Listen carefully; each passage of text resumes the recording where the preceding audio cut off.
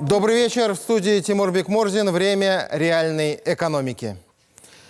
Сегодня в центре нашего внимания большая химия Казани. Вряд ли найдется в столице Татарстана человек, который не слышал или не знает о Казаньоргсинтезе. Это крупнейшее предприятие Казани, но и кроме этого, это одна из самых современных и эффективных химических компаний в масштабах всей России. Но что скрывается за всеми этими рейтингами, финансовыми показателями, которые в случае с Казаньоргсинтезом уже давно измеряются десятками миллиардов рублей выручки и сотнями тысяч тонн товарной продукции в год? Сегодня в нашей программе мы бы хотели сделать то, что обычно проходит мимо выпусков новостей и коротких сообщений в газете. А именно, мы бы хотели углубиться в детали большой химии и поговорить о том, что стоит за этими показателями в отчетах и пресс-релизах. Что включает в себя такое понятие, как модернизация? Как она преобразила предприятие, что конкретно принесла экономике всего Татарстана? Что ждет Казаньоргсинтез в ближайшем будущем? Обо всем по порядку смотрите в этом выпуске «Реальной экономики». Сегодня вы одно из самых эффективных предприятий благодаря той программе модернизации, которая была и которая продолжается. Тот продукт, который вы делаете, это импортозамещение. У нас огромная ниша еще занять рынок нашей страны, России и, конечно, продукт экспортный, который сегодня конкурентный. Основные направления по развитию нашего синтеза – это модернизация действующих питейных производств. Химия успеха. Этапы большого пути Казаньоргсинтеза. Это положительно сказалось на себестоимости продукции, так как мы не теряем ценное сырье, а возвращаем его в технологический процесс. Операция «Модернизация». Как преобразился Казаньоргсинтез за последние 10 лет? Почему казанские химики с уверенностью смотрят в будущее? Модернизация позволила улучшить качество выпускаемого полиэтилена. Мы освоили новые марки. В целом внедрение шламовых и иловых площадок привело к экологическому эффекту, такому как защита плодородного слоя почвы, грунтов, подземных грунтовых вод от загрязняющих веществ. Не только заводы. Какая еще инфраструктура, помимо производственной, обновилась на Казаньоргсинтезе? Что это дает? Узнаем у специалистов.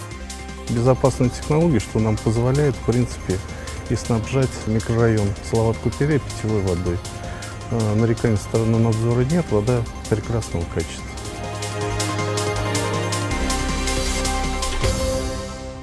Казаньоргсинтез – ведущее предприятие столицы Татарстана и один из лидеров химической промышленности России. Компания с богатыми традициями, славным прошлым, успешным настоящим и многообещающим будущим. Мы не будем сейчас вас утомлять цифрами и аналитическими выкладками, назовем только несколько показателей, которые говорят сами за себя. Казаньоргсинтез выпускает более 170 наименований продукции. Общий объем товарной продукции в год составляет порядка 1 миллиона тонн. Именно на заводах в Казани производится около 40% от всего российского полиэтилена и весь отечественный поликарбонат. Хорошие текущие позиции, но в планах у казанских химиков амбициозно расти дальше. Наращивать как физические объемы выпуска продукции, так и свое присутствие на рынке по отдельным направлениям. Как и за счет чего? Чтобы ответить на этот вопрос, нужно понять, что вся новейшая история Казаньоргсинтеза, начиная с 2004 года, это история постоянного обновления и модернизации основных производственных фондов. Ее проследила Зарина Ахметова. Крупнейший производитель полиэтилена и абсолютный лидер в производстве поликарбоната в России. Сегодня Казаньоргсинтез занимает одно из ведущих положений на рынке химической отрасли в масштабах всей страны. В прошлом году компания выпустила полиэтилен в объеме 726 513 тонн. Это стало максимальным показателем за всю историю предприятия. Да, можно с уверенностью сказать, что Казаньоргсинтез твердо стоит на ногах, при этом динамично развиваясь и модернизируя производство. Поговорим о наиболее масштабных проектах, реализованных на предприятии, И начнем с завода этилена. Он является первым в технологической цепочке предприятия и состоит из 4 очередей по производству этилена. Именно здесь в 2016 году была запущена двухкамерная печь пиролиза «Технип». Участие в столь значимом мероприятии для предприятия принял президент Республики Татарстан Рустам Минниханов. Сегодня вы одно из самых эффективных предприятий благодаря той программе модернизации, которая была и которая продолжается. Тот продукт, который вы делаете, это импортозамещение. У нас огромная ниша еще занять рынок нашей страны, России и, конечно, продукт экспортный, который сегодня конкурентный. Мощность новой установки составляет 36 тонн в час. Главное предназначение усовершенствованной двухкамерной печи пиролиза – это переработка этан-пропанового сырья. Сама печь пиролиза представляет себя комплексную печь. Это двухкамерная печка, которая перерабатывает этан-пропановое сырье, где в самой печке происходит процесс пиролиза, где данное сырье разлагается до пирогаза с высоким содержанием этилена. Данная печь нам позволяет заменить полностью существующий печной блок, потому что существующий печной блок был рассчитан на часовой эквивалент, если брать, 32 тонны в час. То есть данная печь еще имеет некий запас. В скором времени на этом же заводе будет завершено строительство новой 4-камерной печи «Технип», мощность которой составляет уже 72 тонны в час по сырью. Запуск такой установки позволит «Казань-Оргсинтез» значительно увеличить производство собственного этилена. Кроме того, на сегодняшний день на заводе ведется активная работа по переориентации части мощностей под переработку пропанового сырья. Такая необходимость сложилась в связи с зависимостью производства от этана, поставки которого ограничены. Есть такая возможность замещать то количество этана, которое поступает в ограниченном количестве, перерабатывать его также в том же количестве, но уже получается вместо этана дополнительное количество пропана и получать ту же самую прибыль и постоянно работать на повышенных нагрузках по сырью и получать товарную продукцию этилен. Таким образом, планируется увеличить производство этилена до 654 тонн в год. Таковы планы предприятия согласно инвестиционной программе на 2018-2020 годы. Отметим, что этилен как сырье используется для производства полиэтилена высокого и низкого давлений. Завод по производству полиэтилена низкого давления состоит из нескольких производственных звеньев, цехов, каждый из которых выполняет свою определенную функцию. Вначале полиэтилен представляет собой такой вот белый порошок. Его производством занимается цех номер 152. Сырье, которое приходит на наш цех, проходит очистку. Затем это сырье поступает на реактора полимеризации, где на основе металлоорганических катализаторов происходит процесс полимеризации, то есть газ переходит в другое агрегатное состояние, получается твердый полиэтилен. К 2010 году на заводе провели масштабную модернизацию реакторов А и С. Были смонтированы циркуляционные компрессора на реакторах, а также узел очистки сырья. Это позволило увеличить мощность производства полиэтилена низкого давления до 220 тысяч тонн в год. Кроме того, модернизация позволила улучшить качество выпускаемого полиэтилена. Мы освоили новые марки, в том числе бимодальный полиэтилен, трубный, линейный полиэтилен, полиэтилен средней плотности. То есть после реконструкции мы способны выпускать довольно-таки широкий ассортимент продукции, который нам позволяет уверенно чувствовать себя на рынке. В скором времени планируется модернизировать и реактор «Б». Это позволит увеличить производство ПНД еще на 150 тысяч тонн и довести мощности до 660 тысяч тонн в год. Есть и менее масштабные проекты, реализованные на заводе полиэтилена низкого давления, но не менее важные. В начале этого года на реакторе С был установлен узел рекуперации сбросных газов. Раньше они просто сжигались на факеле. Теперь же система рекуперации позволяет выделить газы и возвращает их в техпроцесс. Это положительно сказалось на себестоимости продукции, так как мы не теряем ценное сырье, а возвращаем его в технологический процесс. Но также это улучшило экологическую ситуацию. Саму упаковку для фасовки также производят на территории завода полиэтилена низкого давления. Специальное оборудование, производящее рукавной ФФС-пленку, появилось на предприятии в марте этого года. Для новой линии производства было полностью реконструировано старое здание одного из цехов завода. Инвестиции в строительство новой линии составили около 316 миллионов рублей. Запуск в эксплуатацию производственной линии трехслойной ФФС-пленки позволил отказаться от закупки импортной упаковки и упаковки, изготовленной из сырья, закупаемого за границей, а также увеличить объем собственной переработки производимого полиэтилена разных марок. Производительность машины 400 килограмм в час. Далее на этот рулон мы наносим флексографическую печать на следующей машине, где ставится наш логотип. После этого формируется боковая складка, и после этого мы его отвозим на рассосочную упаковочную машину. Помимо этого, на заводе ПНД «Казань-Оргсинтез» появилась новая штабелеформирующая машина «Мёллерс». Она позволяет складывать мешки с гранулированным полиэтиленом как стандартные палеты на деревянных поддонах, так и бесподдонные палеты. Таким образом, в палету можно уложить дополнительный ряд из 4 мешков. Именно он служит основанием палеты вместо поддона. Максимальный объем такой палеты может составлять 64 мешка, а не 60 мешков, как при обычной упаковке. Это чисто экологически получается отгрузка, это сохранение лесных ресурсов, но и, скажем так, большее количество объема продукции мы отгружаем тот же автотранспорт или железнодорожный транспорт при использовании бесподдонной отгрузки. Еще один крупный проект, который будет реализован на «Казань-Оргсинтез», это внедрение новой технологии производства изопропилбензола на заводе бисфенола А. Этот компонент необходим для получения фенола. Из него производится бисфенол А, который в свою очередь служит основой для поликарбонатов. Получать собственный изопропилбензол предприятие начало еще в 1964 году.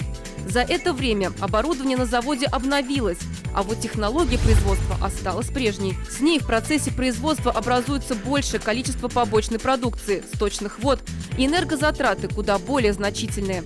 Новая технология, разработанная американской компанией, позволит не только повысить эффективность использования энергоресурсов и сырья, но и значительно уменьшить отрицательное воздействие на окружающую среду. Также в планах у компании модернизация завода поликарбонатов, после которой мощности должны вырасти до 100 тысяч тонн в год. Это еще одно стратегически важное производство на «Казань-Оргсинтез». На долю предприятия приходится 100% отечественного поликарбоната. Продукция пользуется такой большой популярностью, что зачастую ее производят сразу под заказ. Увеличение объемов его производства позволит компании расширить географию его поставок и увеличить свою долю на зарубежном рынке.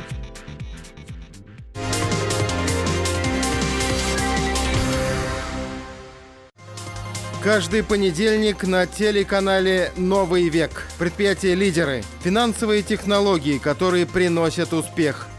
Ведущие отрасли экономики Татарстана и люди, которые знают свое дело. Как работает реальная экономика? По понедельникам в 22:10. Какая уже по счету грядет волна модернизации на Казанском оргсинтезе, не так и важно. По сути, модернизация – это процесс непрерывный. Главное, у предприятия есть четкая и ясная стратегия развития, понятные цели и ориентиры на ближайшую перспективу, устойчивая финансовая база, которая позволяет поставленные задачи решать.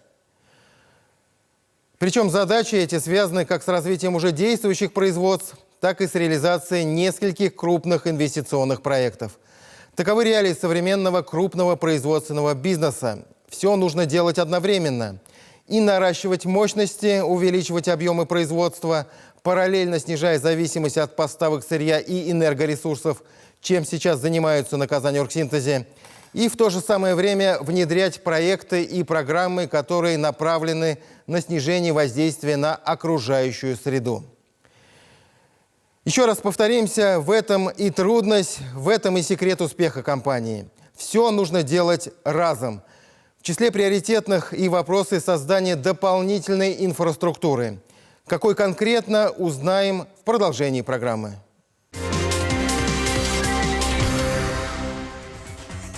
Бытует мнение, что с увеличением объемов производства и наращиванием мощностей увеличивается и количество опасных выбросов. «Казань-Оргсинтез» на своем примере доказывает, что одно возможно без другого. Ведь с внедрением новых технологий на производстве предприятие модернизирует и свою инфраструктуру, отвечающую за снижение опасных отходов. Если в 2008 году объем выбросов в атмосферу составил примерно 14 тысяч тонн, то к этому году этот показатель снизился до 10,7 тысяч тонн, то есть почти на четверть. Сегодня Казань-Оргсинтез – это целый комплекс химических производств, который располагает современными системами природоохранного оборудования. Затраты на охрану окружающей среды ежегодно составляют сотни миллионов рублей. Когда принимается решение о строительстве, модернизации, реконструкции, вся проектная документация проходит государственную экспертизу. То есть площадка, которая планируется строиться, накладывается на нашу существующую технологию, да, и уже потом расчетным способом мы оценим влияние на окружающую среду на границе нашей санитарно-защитной зоны, которая была у нас утверждена главным санитарным врачом России. И если нормируемые показатели, а в данном случае ПДК атмосферы для жилых населенных пунктов не превышает, то проект будет жить. Казань-Оргсинтез участвует в решении одной из глобальных проблем современности – снижении выбросов парниковых газов. Факельные системы, которые функционируют на предприятии, позволяют утилизировать газообразные выбросы и существенно снижать негативное воздействие на атмосферу. Проект по использованию факельных сдувок в качестве сырья для производства жидкого диоксида углерода, сырья для получения поликарбоната, позволяет ежегодно на 20 тысяч тонн снижать выбросы СО2 в атмосферу, а также получать дополнительно более 227 тысяч гигакалорий вторичного пара. А вот на заводе бисфенола А внедрение современных технологий позволило производству работать абсолютно без отходов. Установка факельной системы закрытого типа, которая функционирует на заводе, предназначена для безопасного сжигания смолистого остатка бисфенола А. Она позволяет каждый год уничтожать до 3600 тонн смолистого остатка бисфенола А, который, к слову, относится к первому классу опасности. При горении нет дыма, уровень шума низкий и отсутствует тепловое излучение. Имеется внутренняя камера сгорания и внешняя камера сгорания. И в потоке топливного газа на горелках в этих камерах сгорания происходит сгорание этих отходов. Рабочая температура факельной установки в районе 870 градусов. Распределение температуры по стволу от 120 до 1000 градусов. И вот происходит полное сжигание этих технологических отходов до образования СО2 и воды. Одно из наиболее масштабных мероприятий по снижению воздействия на окружающую среду – это ввод в эксплуатацию производственного узла гипохлорирования для обеззараживания волжской воды. Он включает в себя производство низкоконцентрированного гипохлорита натрия из пищевой соли. Получаемое химическое соединение заменило опасный хлор, который использовался ранее при обеззараживании воды. Новый способ отличается экологичностью, промышленной и технологической безопасностью. То есть мы сменили на водозаборе обеззараживание волжской воды на низкоконцентрированный гипохлорид натрия. То есть безопасная технология, что нам позволяет, в принципе, и снабжать микрорайон Салават-Купере питьевой водой. Нареканий со стороны надзора нет, вода прекрасного качества. Снижение токсического воздействия на водные ресурсы – еще одна важная задача, которую решает Казань-Оргсинтез. Вода на биологических очистных сооружениях не подвергается хлорированию.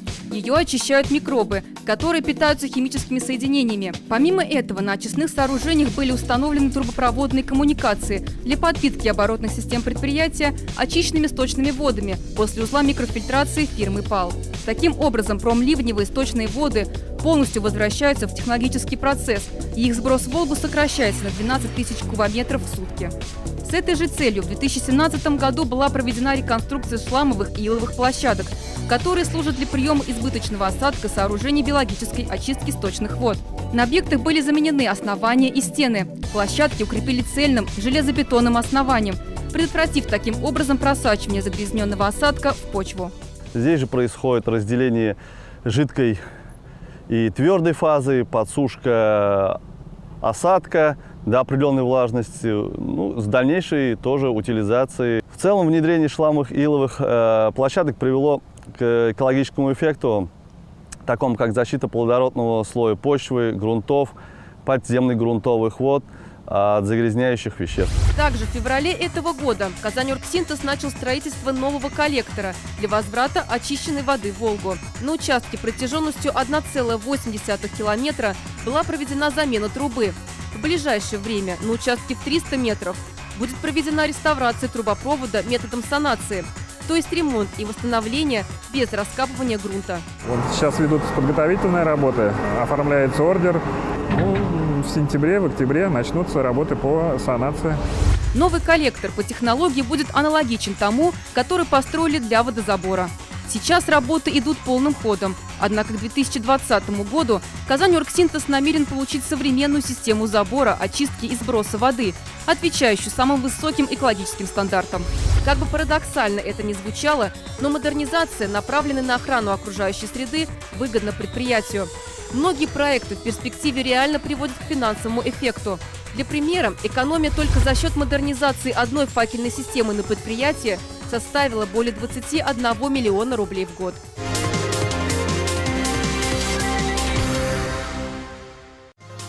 Каждый понедельник на телеканале «Новый век». Предприятия-лидеры. Финансовые технологии, которые приносят успех. Ведущие отрасли экономики Татарстана. И люди, которые знают свое дело. Как работает реальная экономика? По понедельникам в 22:10. Предприятию «Казаньоргсинтез» сейчас особое внимание, в том числе и со стороны руководства республики. И это вполне оправдано, ведь химия и нефтехимия продолжают оставаться главными точками роста экономики республики. Это приоритеты стратегии 2030, стратегии социально-экономического развития Татарстана. В этой связи для нас важно видеть и понимать перспективные пути развития самого «Казаньоргсинтеза». Они обозначены в программе развития компании в 2018-2020 годах. Приоритеты, если совсем коротко, следующие. Увеличение объемов производства, рост доли несырьевого экспорта продукции, защита окружающей среды и повышение энергоэффективности, внедрение новых технологий и импортозамещение. Разработана программа развития действующих производств ПАО «Казаньоргсинтез» на период с 2018 по 2020 год и одобрена для реализации Советом директоров компании.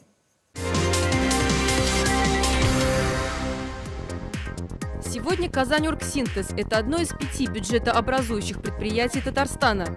Новая страница в его истории открылась с момента вхождения предприятия в группу компаний «Таиф» в 2003 году. Тогда была подготовлена программа инвестиционного развития компании, рассчитанная на период с 2004 по 2010 год. В 2004 году масштабная реконструкция произошла в цехах по производству фенола и ацетона. После нее производство фенола превратилось в современный промышленный объект, способный обеспечить сырьем построенные в 2007 и 2008 годах заводы бисфенола А и поликарбонатов. Тогда было принято решение включить завод фенола в производство бисфенола А. С этого момента процесс развития цехов обрел второе дыхание. В 2013 году на Совете директоров была принята следующая программа по стабилизации и совершенствованию технологий производства заводов. В процессе модернизации была проведена не только текущая замена отдельных узлов и деталей, но и установка нового оборудования. Об этом мы рассказывали ранее. Изменения затронули практически все производства и инфраструктуру. По основным производственным мощностям предприятие обновилось на 70%. Ежегодно реализуется огромное количество проектов, которые направлены на улучшение и стабилизацию производственных мощностей. Модернизация идет постоянно, и предприятие вкладывает в это огромные средства. Только за прошлый год на финансирование объектов капитального строительства и на обновление оборудования было направлено 7,8 миллиардов рублей. Очень хорошие результаты достигли на сегодняшний день, но останавливаться мы на этом не хотим. Дальше у нас есть развитие нашего оксинтеза до 2023 года. Основные направления по развитию нашего оксинтеза – это модернизация действующих этиленных производств, наращение мощности этилена. Раз у нас появляется дополнительный этилен, естественно, это наращение мощности самого востребованного сырья это полиэтилена низкого давления, наращение мощности на одном из реакторов до 220 тысяч тонн по году. Соответственно, на 3 реакторах сможем сделать 660 тысяч тонн в год. Сейчас на Казаньоргсинтез принята новая инвестиционная программа, рассчитанная на период с 2018 по 2020 год. Уже сегодня на заводах происходит преобразование, которое позволит компании подняться на новый уровень. Основные направления – это рост производства этилена до 650 тысяч тонн к 2021 году и до 1 миллиона тонн получения полиэтилена.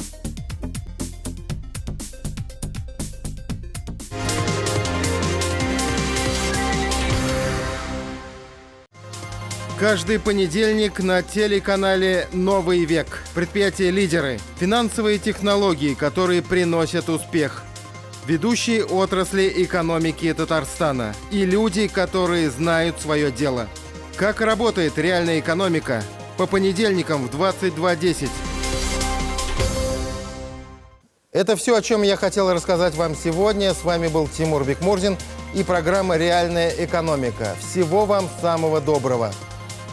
Удачи в делах и финансового благополучия. Встретимся через неделю на телеканале «Новый век».